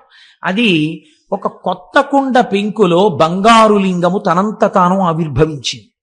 ఒక బంగారు లింగము తనంత తాను కుండ పెంకునందు ఆవిర్భవించినటువంటి క్షేత్రము కనుక దాన్ని హాటకేశ్వరము అని పిలుస్తారు. ఇవన్నీ వింటుంటే మీకు ఒకసారి శ్రీశైలం వెడితే బాగుండనిపిస్తోందా? పోనీ అలాగే గట్టిగా ప్రార్థన చేయండి, ఏమో ఈశ్వరుడు అనుగ్రహించి వెడతామేమో. కాబట్టి ఆ కుండ పెంకులో ఒక బంగారు లింగం వెలిసినటువంటి క్షేత్రము హాటకేశ్వరము. మీరు ఆ హాటకేశ్వరం దగ్గర మెట్లు బాగా కిందకి దిగి వస్తే పాలధారలు పంచధారలు అని పడుతుంటాయి. ఇవి సాధారణంగా ఏం చెప్తారంటే, మీరు ఎవరినైనా అడిగితే పాలధారలు అంటే అదిగో చూశారంటే తెల్లగా ఉన్నాయి అందుకని దీని పేరు పాలధార. అవి ఏమిటో తెలుసా అండి, పంచధారలు అంటే పంచదార కలిపి నీళ్ళల్లా ఉంటాయండి అందుకని పంచదారలు అంటారు. అలా కాదు, వాటి పేరు పాలధార. అంటే పరమశివుని యొక్క లలాటమునకు తగిలిపడినటువంటి ధార పాలధార. అంటే అగ్ని, జ్ఞానాగ్ని నేత్రమైనటువంటి ఆ కంటి మించి పైనుంచి జ్ఞానగంగ మరింతగా తగిలి కింద పడినటువంటి ధార. ఇది శివుడి యొక్క లలాటమును తగిలి వస్తున్న ధారాని మీరు లోపలికి పుచ్చుకుంటే ఉత్తర క్షణము మీరు గొప్ప ఫలితాన్ని పొందుతారు. ఎందుచేత ఇలా ఏర్పడింది, శివాలయంలో తీర్థం ఇవ్వరు కాబట్టి సాక్షాత్తు సాకార రూపుడైన శంకరుడికి తగిలిపడినటువంటి ధార పాలధార. పంచధారలంటే 5 రకములుగా ప్రకాశిస్తున్నటువంటి భగవంతుని యొక్క శిరస్సులకు తగిలిపడిన ధారలు. కాబట్టి నేను చూస్తూ ఉంటాను, చెప్పులతో వెళ్ళిపోతూ ఉంటారు. కనీసం అక్కడ మాత్రం మర్యాద పాటించాలి ఆ తీర్థం తీసుకునేటప్పుడు. ఒక సంవత్సరం మేమందరం అక్కడికి వెళ్ళాము. వెడితే అక్కడ శంకర భగవత్పాదాచార్య స్వామి తపస్సు చేసి అక్కడే శివానంద లహరి చెప్పారు. అక్కడ ఆయనకి భ్రమరాంబికాదేవి ప్రత్యక్షమైంది. అంత పరమపావనమైన క్షేత్రం అని మేము అక్కడ శంకరాచార్య స్వామి వారి ముందు నిలబడి ఆ తోటకాచార్యకృతమైనటువంటి శంకరాచార్య స్వామి వారి అష్టకాంతో స్వామికి నమస్కారం చేసి తిరిగి వచ్చాం. చంద్రశేఖర బ్రహ్మాచార్య స్వామి అక్కడే ఉండిపోతానన్నారు. తపస్సు చేసుకుంటూ ఉండిపోతానన్న ప్రదేశం అదే. కాబట్టి అంత పరమపావనమైన చోట పంచధారలు పడతాయి. అవి ఒకటి బ్రహ్మధార, ఒకటి విష్ణుధార, ఒకటి రుద్రధార, ఒకటి చంద్రధార, ఒకటి దేవధార. 5 ధారలు అక్కడ పడుతున్నటువంటి పంచధారలు. ఈ పంచధారల్ని స్వీకరించడం సృష్టికర్త, స్థితికర్త, ప్రళయకర్త, మనస్సుకి ప్రచోదనమిచ్చే చంద్రమా మనసో జాతః చక్షో సూర్యో అజాయత, లోకసాక్షులైనటువంటి సూర్యచంద్రులు. ఈ 5 తీర్థములను మీరు అక్కడ తీసుకోవచ్చు. అంత పరమపావనమైనటువంటి క్షేత్రము శ్రీశైల క్షేత్రం. మీరు అక్కడ ఉండేటటువంటి చిత్రం ఏమిటో తెలుసా అండి? శ్రీశైలంలో ఉన్నటువంటి భ్రమరాంబ అమ్మవారి దేవాలయం వెనకాతల నిశ్శబ్దంగా ఉన్నప్పుడు మీరు వెళ్ళి చెవిని బాగా నొక్కి పెట్టి ఉంచి మీరు చాలా జాగ్రత్తగా కళ్ళు మూసుకుని వింటే ఒక తుమ్మెద చేసినటువంటి ఝంకారము వినపడుతుంది. ఇవాళ నేను ఇక్కడికి వచ్చి కూర్చుని గోపాలకృష్ణ గారు మాట్లాడుతున్నప్పుడు నేను ఈ తల్లికి ఎలా ఉంది చూపించా. ఇలా కూర్చోగానే వచ్చింది ఒక కందిరీగా, ఒక తుమ్మెద వచ్చి ఇలా ఝంకారం చేస్తూ ఇలా తిరిగి వెళ్ళిపోయింది. అంటే ఇవాళ ఇక్కడ శ్రీశైల క్షేత్రం గురించి చెప్పుకుంటున్నారు అని అమ్మవారు శ్రీశైలం నుంచి బయలుదేరి వచ్చి వెళ్ళింది అని నేను అనుకున్నాను. అలా నేను దర్శనం చేసి నమస్కరించుకున్నాను. మీతో అన్నాను కదమ్మా, ప్రారంభం చేయకముందే భ్రమరాంబ అమ్మవారు విజయం చేసిందమ్మా అన్నాను. కనుక ఆ తల్లి ఇప్పటికీ భ్రామరీనాదము అంటారు దాన్ని. అక్కడ చేసే అర్చకులు ఎంత జాగ్రత్తగా ఉంటారో తెలుసా అండి. ఇంతంత కుంకం బొట్లు పెట్టుకుని ఉంటారు. అమ్మవారు ఇప్పటికీ ఇలా రెక్కలతో ఉన్నటువంటి తుమ్మెద రూపంతో అలంకారం చేస్తారు ఆ భ్రమరాంబ అమ్మవారిని. తల్లి ముందు శంకరాచార్య స్వామి వారు శ్రీచక్రాలు వేశారు. అక్కడ కూర్చుని నాకైతే ఖచ్చితంగా సత్యం సత్యం పునఃసత్యం అనిపిస్తుంది. ఒక్కసారి వెళ్ళి భ్రమరాంబ అమ్మవారి యొక్క శ్రీచక్రం ముందు కూర్చుని ఏ తల్లి అయినా కుంకుమార్చన చేస్తే ఎన్ని జన్మలకి కూడా పూర్ణంగా 3 తరాలు చూసి హాయిగా 10 మంది చేత పండు ముత్తైదువా అనిపించుకుని ఎవరింట్లో బిడ్డ పుట్టిన ఆవిడ కట్టి విప్పిన చీర పట్టండని తీసుకెళ్ళి అంత సంతోషపడిపోయేటట్టుగా వాళ్ళ జీవనం నడిచి వృద్ధాప్యంలో హాయిగా భర్త గారి తొడ మీద తల పెట్టుకుని ప్రాణం విడిచిపెట్టగలిగినటువంటి అదృష్టం కలుగుతుంది. దీనికి నేను మీకు ఒక ఉదాహరణ చెప్తాను. మీకు జ్ఞాపకం ఉందో లేదో, నేను భాగవతం చెప్పే రోజులలో ములుగు హనుమంతరావు గారిని హైదరాబాద్ నుంచి ఒక మహానుభావుడు ఇక్కడికి వచ్చారు. వారి భార్య గారికి క్యాన్సర్ వచ్చింది. క్యాన్సర్ వచ్చి హాస్పిటల్లో పెట్టి రేడియం ట్రీట్మెంట్ ఇచ్చారు. రేడియం ట్రీట్మెంట్ ఇస్తే ఆ తల్లి చాలా శోషించిపోయారు. ఆవిడ పేరు కూడా గిరిజాదేవి. సర్వమంగళా స్వరూపంగానే ఉండేవారు మహాతల్లి. ఆవిడ బాధ భరించలేక ఇంకా ఎక్కువ కాలం ఉండరండి, ఉంచుతారా తీసుకెళ్ళిపోతారా అని అడిగారు. అడిగితే ఆవిడికి తెలిసిపోయింది, ఈ ఉన్న కొద్ది రోజులు నేను మిమ్మల్ని చూస్తూ ఇంట్లో ఉంటాను, నన్ను తీసుకెళ్ళిపోండి అని అడిగారు. అడిగితే ఆవిడ ఇంటికి తీసుకెళ్ళిపోయిన తర్వాత హనుమంతరావు గారు అడిగారు, నీకేమైనా కోరిక ఉందా? ఉంటే నేను తీర్చగలిగినది అయితే చెప్పు, నేను ఆ కోరిక తీరుస్తాను అన్నారు. అంటే ఆవిడ అన్నారు, ఒక్కసారి శ్రీశైలం వెళ్ళి మన ఇద్దరం కలిసి మీరు నన్ను ఇంత ఉద్ధరించారు, ఈ జన్మలో నా చిటికిన వేలు పట్టుకుని మీతో కలిసి ఒక్కసారి మల్లికార్జున లింగానికి పుట్టతేనెతో అభిషేకం చెయ్యాలనుంది. శ్రీశైల లింగానికి పుట్టతేనెతో అభిషేకం చేస్తే, పట్టుతేనెతో అభిషేకం చేస్తే గంధర్వగానం వస్తుంది ఉత్తర జన్మలలో అంటారు. ఈ మాట చెప్తే మా దొరగారు ఒకసారి ఏకంగా సీసాల పట్టుతేనె తెప్పించారు ఏజెన్సీ నుంచి. ఒక 100 మందివో ఎంతమందివో వెళ్ళి ఆ పట్టుతేనెతో అభిషేకాలు చేస్తుంటే శ్రీశైలం దేవస్థానం వాళ్ళు చూసి ఆ తేనె మాకు కూడా ఇవ్వండి అని సీసాలతో తీసుకుని దాచుకున్నారు. మేము చేసుకుంటాం అభిషేకం, ఈ తేనె ఉంచండి అని. ఒక్కసారి వెళ్ళి అభిషేకం చేద్దామని అడిగారు ఆవిడ. అడిగితే శ్రీశైలము యొక్క కృప అంటే ఏమిటో మీరు చూడండి. ఆవిడ్ని అలాగే కారెక్కించి శ్రీశైలం తీసుకెళ్లారు హైదరాబాద్ నుంచి.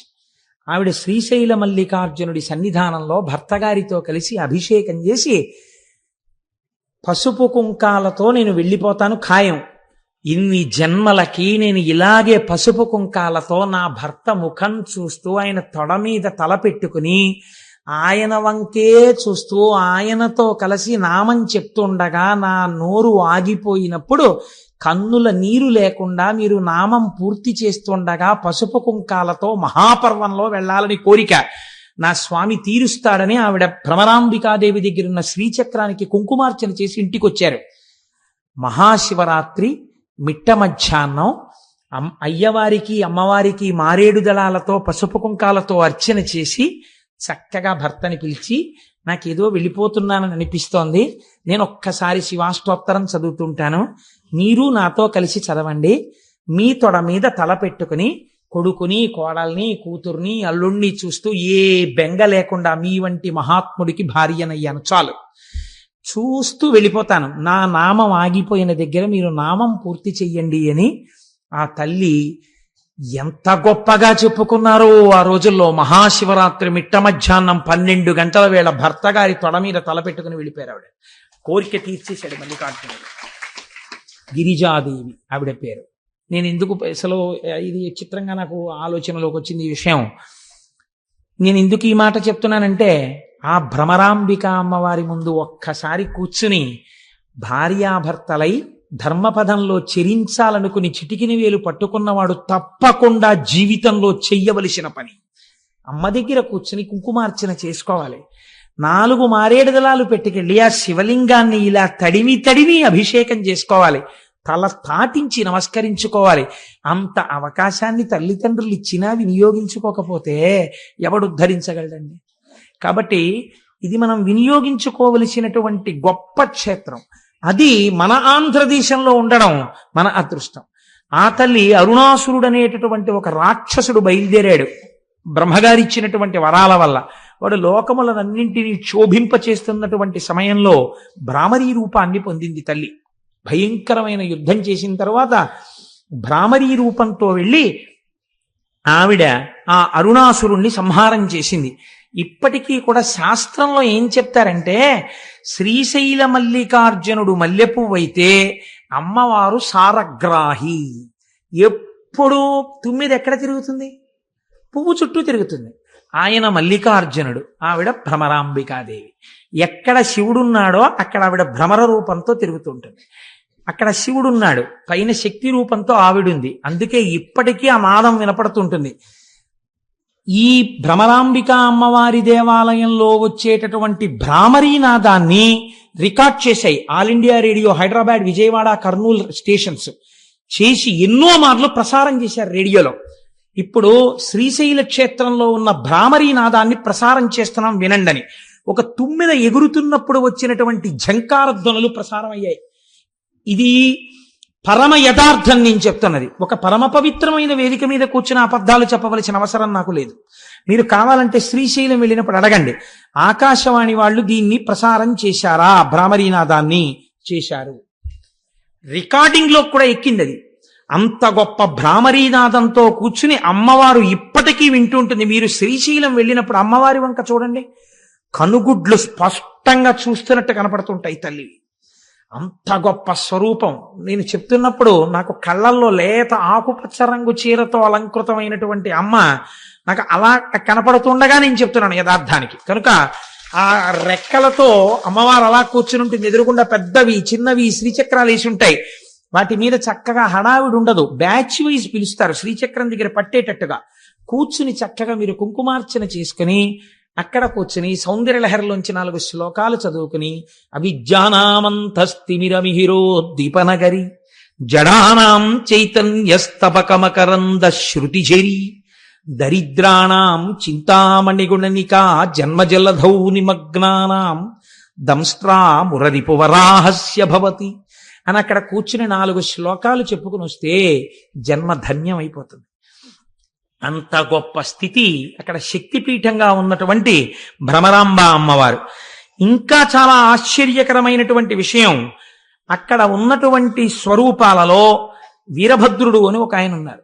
మీరు శ్రీశైల మల్లికార్జున దర్శనం చేసి బయటికి వచ్చి ఎడం పక్కకి వెళ్ళినప్పుడు అక్కడ ఈ వీరభద్రుడు కనబడతాడు. ఆ వీరభద్రుడికి ఉన్నటువంటి గొప్పతనం ఏమిటో తెలుసా అండి? బయలు వీరభద్రుడు అని క్షేత్రపాలకుడు ఒక ఆయన ఉన్నారు. శ్రీశైలంలో ఉన్న వీరభద్రుడి గురించి ఏం చెప్తారో తెలుసా అండి? రక్త సంబంధమైనటువంటి వ్యాధులు శరీరంలో పొటమరిస్తే అటువంటి వారు శ్రీశైల క్షేత్రంలో ఉన్న వీరభద్ర స్వరూపం దగ్గర కూర్చుని ప్రతిరోజు 1 గంట సేపు శివనామాలు చెప్పుకొని కొద్ది రోజులు అక్కడ ఉండి వస్తే ఆ వ్యాధులు నయమైనటువంటి సందర్భాలు ఎన్నో ఉన్నాయి. అక్కడ ఉన్న వీరభద్రమూర్తిలోంచి అటువంటి శక్తి ప్రసారం అవుతుంది అని పెద్దలు చెప్తారు. అక్కడే ఆ తల్లి చంద్రవతి అనబడేటటువంటి ఒక రాజకుమార్తె ఒక భయంకరమైనటువంటి గడ్డు కాలాన్ని ఎదుర్కొంది. తన తండ్రే తనని మోహించాడు. ఆమె పరిగెత్తి శ్రీశైల క్షేత్రాన్ని చేరుకుని కృష్ణానదిని దాటి, ఇప్పటికే పచ్చల బండ అని పిలుస్తారు, అందుకే శ్రీశైల మల్లికార్జునుడే శపించాడని కొందరంటారు, ఆమె శపించిందని కొందరంటారు. ఏదైనా ఇప్పటికీ అక్కడ పచ్చల బండ ఉంది. ఆ పిల్లని తరువుకొస్తున్నటువంటి రాజు వెంటబడ్డాడు. పిల్ల గుళ్ళో వెళ్ళిపోయింది. వెళ్ళిపోయి శివలింగాన్ని చూసి ఆమె లింగం అనలేదు, వీడు మల్లికార్జునుడు అంది ఆమె. అని ఆవిడ ఏం చేసిందంటే చేతిలో మల్లెపూల దండ తీసి చేత్తో పట్టుకుని ఈ మల్లెపూల దండ సిగకి చుట్టుకుని మల్లికార్జున నేను నీకు ఇవ్వగలిగింది ఇదే, ఇది నీ సిగకి చుట్టుకుని నన్ను కాపాడు అంది. ఉత్తర క్షణం లింగోద్భవమూర్తి అంటారు. ఇక్కడ వరకే కనపడతారు లింగోద్భవమూర్తి. మీరు ఎప్పుడైనా శ్రీకాళహస్తిలో ప్రదక్షిణం చేస్తున్నప్పుడు వెనక గోడ మీద చూస్తే కనపడతాడు లింగోద్భవమూర్తి.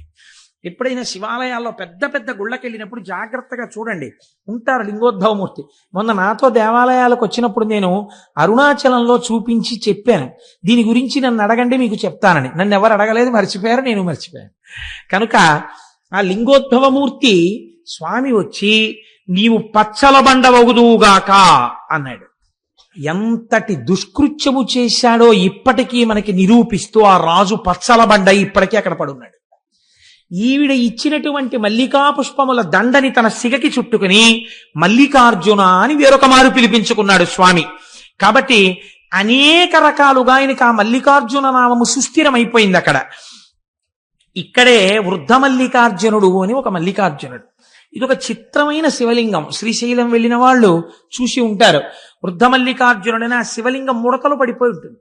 బాగా జర్జరీభూతమైన శరీరం ఎలా ముడతలు పడిపోతుందో అలా ముడతలు పడిపోయి ఉంటుంది. ఆ ముడతలు కూడా చూడండి బాగా ముసీలి వాళ్ళు అయిపోయిన తర్వాత రక్తం తగ్గిపోతుంది శరీరంలో. ఆ ముడతలు ఇలా దగ్గరగా వచ్చేసి ఉంటాయి.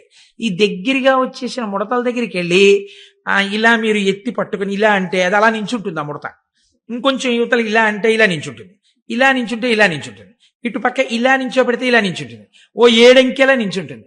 మా అమ్మ బాగా వృద్ధురాలు అయిపోయినప్పుడు నేను మా అమ్మ చేయి పట్టుకుని ఆడుకుంటుండేవాడిని. అమ్మ ఇదిగో చూసావా ఎలా నిలబడుతోందో అని. తల్లే కదండి, ఏమిటి నాన్న అని ఇలా అనేది పాపం ఆవిడ. కాబట్టి అలా ముడతలు పడిపోయినటువంటి శరీరం ఎలా ఉంటుందో వృద్ధ మల్లికార్జునుడు కూడా అలాగే ముడతలు పడిపోయి ఉంటాడు.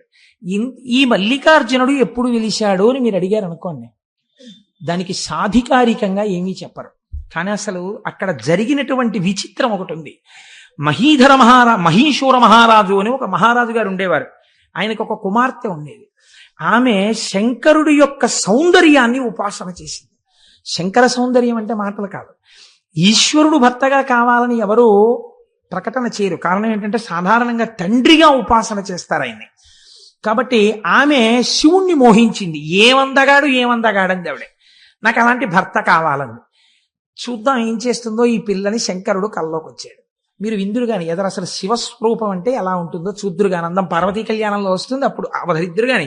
కనుక ఆయన ప్రత్యక్షమై అన్నాడు, నీకు నన్ను వివాహం చేసుకోవాలనుంటే శ్రీగిరి పర్వతం మీద ఉన్నటువంటి తెల్లమద్ది చెట్టు కింద ఉన్న మల్లె పొదలో ఉన్నాను, రా నిన్ను వివాహం ఆడతానన్నాడు.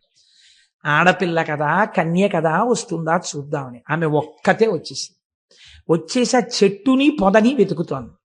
పార్వతీదేవంది, లోకంలో జగత పితరవ్ వందే పార్వతీ పరమేశ్వరవు అని చెప్తారు, ఈ బుద్ధి ఎప్పటి నుంచి వచ్చింది మీకు అని.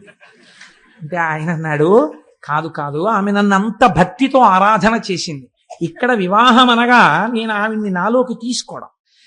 అంటే అమ్మవారంది, ఓహో అందుకే వివాహం చేసుకుంటానని మాట ఇచ్చారా, అంత భక్తి ఉందా ఉపాసనలో అంది. అంటే నిజంగా అమ్మవారికి తెలియక కాదు, లోకానికి చెప్పడం కోసం ఆ పిల్ల భక్తి.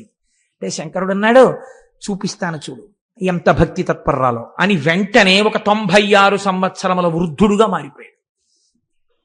వృద్ధుడిగా ఉన్నప్పుడు మరీ అందంగా ఉంటాడు మా స్వామి. చంద్రశేఖర పరమాచార్య స్వామి వారిలో ఉంటాడు. ఆ అందం వేరు కదండి. సత్యదండం చేత్తో పట్టుకుని ముడతలు పడిపోయిన శరీరంతో కడుపిలా అక్కలించుకుపోయి ఇలా నరాలు పైకి తేలిపోయిన చేత్తో ఒక కన్ను గాజు కన్నులు అయిపోయి ఒక్క కన్ను మాత్రం ఇలా లోపలికి వెళ్ళిపోయి ఇలా మోకాళ్ళు కూడా కనపడుతూ ఇలా గొంతు కూర్చుని సత్యదండం పట్టుకుని కంచికామకోటి పీఠానికి వెడితే ఇప్పటికీ అక్కడ కనపడుతుంది వ్యాక్సీ స్టాచ్యూ పరమాచార్య స్వామిది. చూడగానే మనసు పులకరిస్తుంది, ప్రణిపాతం చెయ్యాలనిపిస్తుంది, ఆయనే కూర్చున్నారేమో అనిపిస్తుంది. అప్పుడు ఆయనలో మీరు చూసేటటువంటి తేజపూర్వక సౌందర్యం వేరు కదా. కాబట్టి ఆయన్ని చూసి ఆవిడంది, ఎవరి కోసం వెతుకుతున్నావు పిల్ల అన్నాడు ఆయన. శివుడి కోసం వెతుకుతున్నాను అంది ఆవిడ. నేనే శివుణ్ణి అన్నాడు. నువ్వే శివుడవా, నిన్నే భర్తగా కావాలని నేను ఉపాసన చేశాను అంది. ఇంత వృద్ధుణ్ణి కదా పెళ్ళాడతావా అన్నాడు.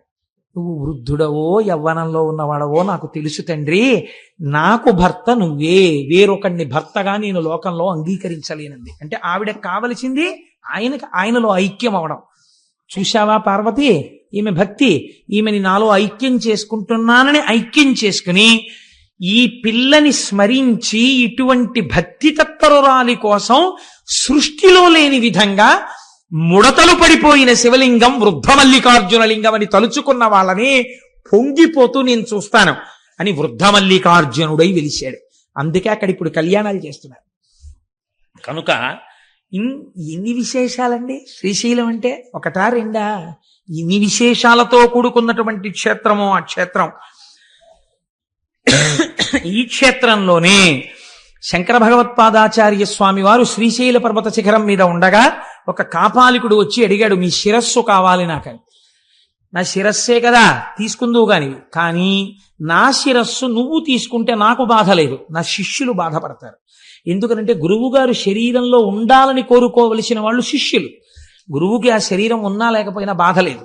కాబట్టి నా శిష్యులు ప్రొద్దునే పాతాళగంగ దగ్గరికి వెడతారు నమస్కరించడానికి.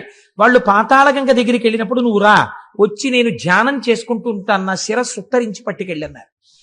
ఆ కాపాలికుడు వచ్చి ధ్యానం చేసుకుంటున్న శంకరాచార్యుల వారి శిరస్సును ఉత్తరించడం కోసమని చేతిలో ఉన్నటువంటి కత్తి పైకెత్తినటువంటి సమయంలో స్నానం చేస్తున్న పద్మపాదాచార్యుల వారికి ఏదో అమంగళం గోచరించింది, గురువు గారికి ఏదో పొరపాటు జరుగుతోందని. వెంటనే ఇక్కడి నుంచి పరిగెత్తి వెళ్ళడం కుదరదని ఆయన నరసింహ మంత్రోపాసన చేశారు. ఎక్కడి నుంచి వచ్చాడో మహానుభావుడు నరసింహుడు గబగబా వచ్చి కత్తినెత్తినటువంటి కాపాలికుడి శిరస్సుని త్రుంచి అవతల పారేసి నిలబడ్డాడు. ఆ తేజోమూర్తిని శంకరాచార్యుల వారు నరసింహ స్తోత్రంతో ప్రార్థన చేశారు. నరసింహస్వామి దర్శనం ఇచ్చినటువంటి క్షేత్రం శ్రీశైల క్షేత్రం. శివకేశవ అభేదంగా శంకర భగవత్పాదులు రక్షింపబడినటువంటి క్షేత్రం శ్రీశైల క్షేత్రం. జగద్గురువులను రక్షించుకున్న కొండ, నేనున్న తెలుగునాట ఉన్న కొండ. ఎంత పొంగిపోవాలండి, మనమున్న తెలుగునాట ఉన్న కొండ కదా. ఆనందంలో అటువంటి స్వార్థపూరితమైన వాక్కు వస్తూ ఉంటుంది.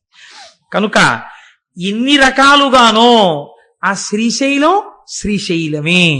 చిత్రం ఏమిటో తెలుసా అండి, అక్కడ ప్రవహించేటటువంటి కృష్ణానదిని కృష్ణానది అని పిలవరు. దానికి ఏమని పేరు? ఎక్కడది తుక్కునొచ్చిందో, ఎక్కడ విజయవాడ, ఎక్కడ శ్రీశైలం, ఎక్కడ శ్రీగిరి, ఆ పర్వతాలలో ఎక్కడో ఆ మధ్యలో ఉన్నటువంటి ఆ పర్వత శిఖరాన్ని పాము ఎలా చుట్టుకుంటుందో అలా చుట్టుకుంటుంది కృష్ణానది.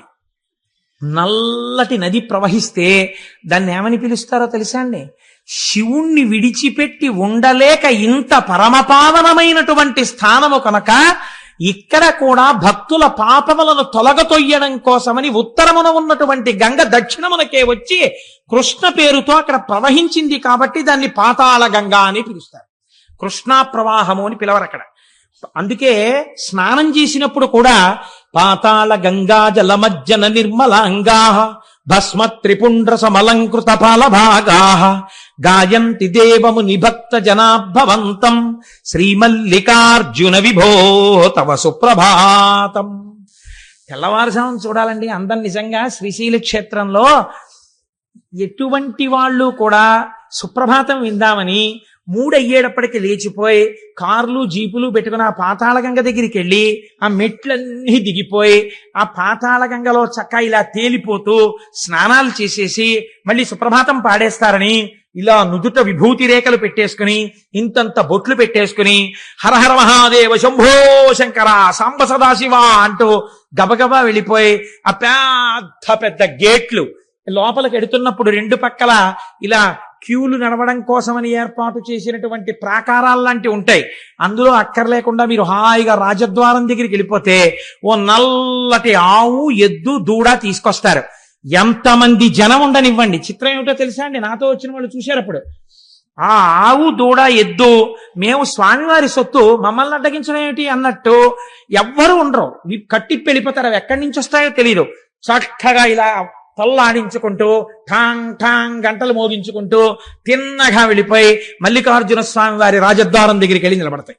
నిలబడితే ఇలా తలుపులు తీయగానే చక్కగా లోపలికెళ్ళి మీరు ఇలా లోపలికి వెళ్ళగానే ఆలయంలో కుడి చేతి పక్కన పెద్ద స్వరూపంతో శనగల బసవన్న ఉంటారు. ఆయనే కలియుగాంతమునందు లేచి రంకె వేస్తాడు. రంకె వెయ్యగానే కృష్ణానది పైకి లేచి విజయవాడలో కనకదుర్గమ్మ యొక్క ముక్కు నత్తుని తాకుతుంది అని ప్రమాణం. ఆ శనగల బసవన్న ఉంటారు, పెద్ద బసవయ్య. ఆ బసవయ్యకి నమస్కారం చేస్తే ఎడం పక్కన కృష్ణానదీ పరివాహం ఎలా వస్తుందో తెలియదు, అక్కడ మెట్లు దిగుతారు అర్చకులు. మీరు తెల్లవారగట్ట చూడొచ్చు. కృష్ణానదీ జలాలు వచ్చి చేరుతాయి. అందులోకి బిందెలు పట్టుకెళ్లి కాళ్ళకి తగలకుండా నీళ్లు ముంచి అభిషేకానికి పట్టుకొస్తారు లోపలికి. మొట్టమొదట గోపూజ చేస్తారు. ఆ నల్లటి ఆవుకి చక్క పసుపు రాసి మీరు ఆ పక్కన ఆ కుడి పక్కకి తిరిగి ఇలా లోపలికి వెడితే ఇంకొక నంది ఉంటాడు. ఆ నందికి నమస్కారం చేసి నిలబడితే చక్కగా సుప్రభాతం చదువుతారు. సుప్రభాతం చదివి ఇలా తెర తీసి మీ అందరూ దగ్గరికి వెళ్లి నమస్కారం చేసుకోండి నక్షత్రహారతులు ఎత్తుతారు.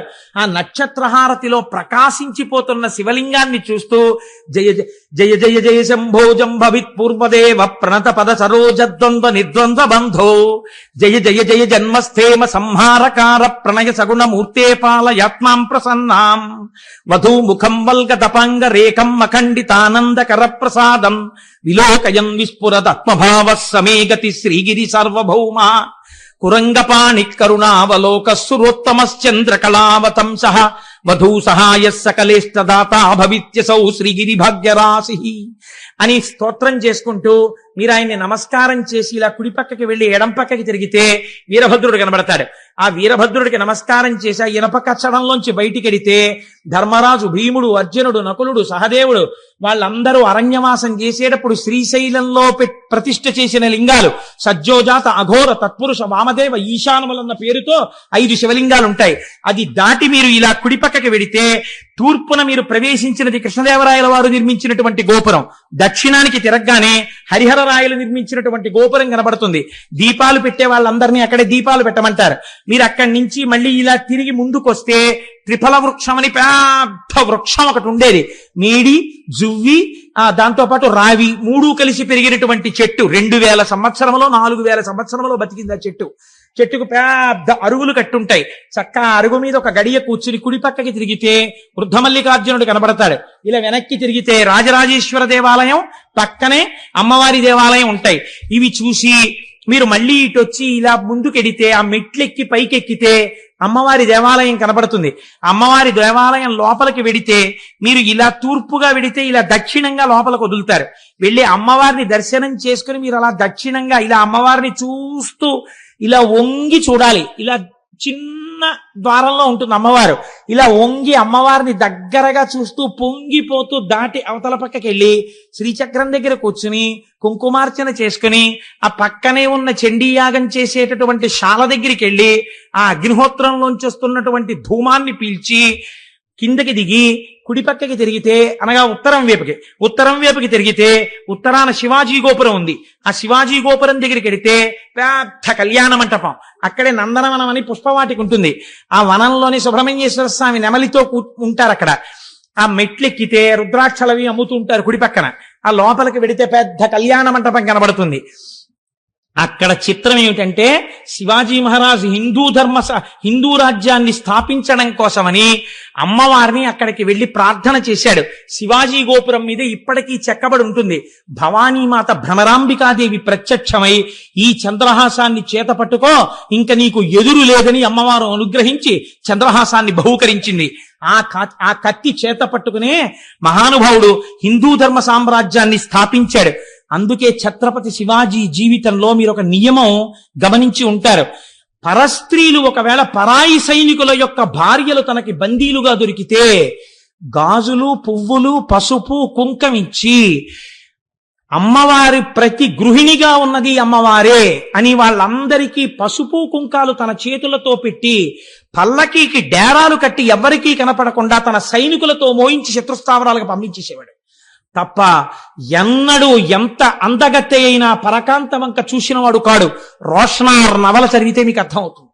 అంతటి మహానుభావుడు శివాజీ అంటే. అటువంటి శివాజీ మహారాజ్ ఆవుని పూజించాడు. అటువంటి శివాజీకి ప్రత్యక్షమై భవానీమాత ఖడ్గం ఇచ్చినది అక్కడే. ఇప్పటికీ శివాజీ స్ఫూర్తి కేంద్రం అని ఇప్పుడు కొత్తగా పెట్టారు శ్రీశైలంలో. శివాజీ స్ఫూర్తి కేంద్రం అని మీరు అక్కడికి వెడితే చూడవచ్చు. ఎన్ని వైభవాలండి ఆ శ్రీశైలం. ఆ భ్రమరాంబిక అమ్మవారి దర్శనం చేసుకుని కిందకొచ్చి ఆ విశాలమైన ప్రాంగణం దగ్గర కుడి చేతి పక్కన కార్యాలయం ఉంటుంది, ఆఫీస్, ఎగ్జిక్యూటివ్ ఆఫీసర్ గారిది. మీరు అక్కడ కూర్చుని పిల్లలతోటి ఒక్కసారి అలా ప్రాకారం మీదకి చూశారనుకోండి, ఇటు తిరిగి ఒక నంది, ఇటు తిరిగి ఒక నంది, అటు తిరిగి ఒక నంది, ఇటు తిరిగి ఒక నంది, ఒకే నందికి ఇటుక తల. నందులన్నీ మీటింగ్ పెట్టుకున్నాయా అనిపిస్తుంది. అయ్యవారి ప్రాకారం నిండా నందులు, అమ్మవారి ప్రాకారం నిండా సింహాలు. అన్ని సింహాలు నందుల్ని చూస్తుంటాయి, ఇన్ని నందులు సింహాలని చూస్తుంటాయి. మీరు మేము చుట్టాలం, అమ్మవారికి అయ్యవారికి సేవకులమని భయం లేకుండా ఉంటాయి రెండు ప్రాకారాల మీద.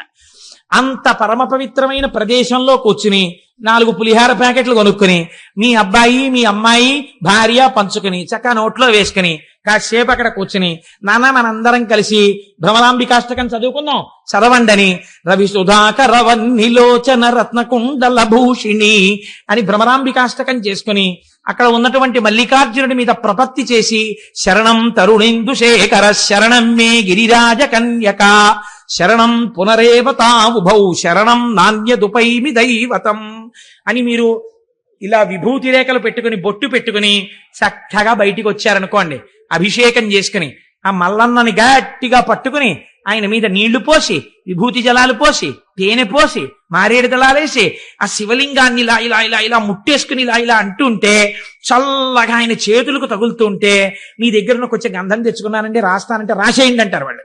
ఇంత విభూతి రాసేసి ఇంత గంధం అద్దేసి ఇంత బొట్టు తీసి పెట్టేసి 4 మారేడాకులు వేసేసి 4 పువ్వులు వేసేసి మళ్ళీ ఓసారి తల కొట్టేసుకుని ఆ విభూతి ఆ కుంకం ఇవన్నీ అంటుకుపోతాయి. బయటకు వచ్చిన తర్వాత నాన్నగారండి మీ ముఖం నిండా విభూతి కుంకం ఏంటి అలా ఉండని అమ్మ కాసేపు, అది మల్లికార్జున ప్రసాదం అని కాటేజీకి వెళ్ళిన తర్వాత అప్పుడు మొహం కడుక్కుని చక్కగా మీరు పిల్లలతో భార్యతో కూర్చుంటే ఎంత గొప్ప క్షణాలండి అవి. మనం మానసికంగా శ్రీశైలం వెళ్ళిరాలా, వెళ్ళొచ్చాం మనం. కనుక మన పెద్దలు అందుకే ఒక ప్రయత్నం చేస్తుండేవారు, ఎక్కడికి వెళ్ళినా వెళ్ళకపోయినా మానసికంగా మాత్రం తప్పకుండా శ్రీశైలం వెళ్ళొస్తుండేవారు. నేను ఎప్పుడో నా చిన్నతనంలో, బహుశా నేను ఏ 5వ క్లాసో చదువుకుంటున్నటువంటి రోజులు అయి ఉంటాయి అవి, తెల్లవారకట్ట లేచి చదువుకోమనేవారు ఇంట్లో. అంటే లేచి చదువుకునేవాడిని. చదువుకునే రోజుల్లో మా అమ్మమ్మ గారు ఉండేది, ఆవిడ శ్రీశైల రగడ అని ఒకటి చదువుతుండేది. అది ఆవిడ మానసికంగా శ్రీశైలం వెళ్ళిపోయాడు. ఆవిడ మొహం కడుక్కొచ్చి కాఫీ కూడా తాగేది కాదు, బాగా పెద్దదైపోయింది అప్పటికే. ఆవిడ కూర్చుని ఆవిడ శ్రీశైల రగడ చదివేది కళ్ళు మూసుకుని. తాను శ్రీశైలం మానసికంగా వెళ్ళిపోయేది ఆవిడ. నేను ఇక్కడ సోషల్ చదువుకోవడానికో సైన్స్ చదువుకోవడానికో కూర్చునేవాడిని, కానీ అమ్మమ్మ శ్రీశైల రగడ మొదలు పెట్టగానే నా మనస్సు శ్రీశైల రగడ మీదకి వెళ్ళిపోయేది. అది అయిపోయే వరకు సోషలు లేదు సైన్సు లేదు, 0 కట్టి పెట్టేసి అది విని తర్వాత చదువుకునేవాడిని, అది వేరే విషయం అనుకోండి. ఆ శ్రీశైల రగడ అప్పుడు ఎప్పుడో నేను విన్నది, దాని కర్త ఎవరో కూడా నాకు తెలియదు. కానీ నాకు జ్ఞాపకం ఉన్నంతలో ఆ రోజుల్లో మానసికంగా వెళ్ళి శ్రీశైలాన్ని ఎలా దర్శనం చేసేవారో, ఎలా కూర్చునేవారో, ఎలా యోగనిష్టలో ప్రవేశించేవారో, ఎలా లోపలే నాదాన్ని వినేవారో అన్నిటినీ మానసికంగా వర్ణన చేశారు. చిత్రం ఏమిటో తెలుసా అండి, ఆ శ్రీశైల మానసిక దర్శనానికి వెళ్ళేటప్పుడు ఒక్కడూ వెళ్ళడం కాదు, తనతో పాటుగా తన భార్యని కూడా తీసుకుని వెళ్ళేవారు. ఎలా? టికెట్ పెట్టి కాదు, మానసికంగా వెళ్ళిపోయేవారు. ఎంత చిత్రంగా ఉంటుందో మీరు ఒక్కసారి అవధరించండి.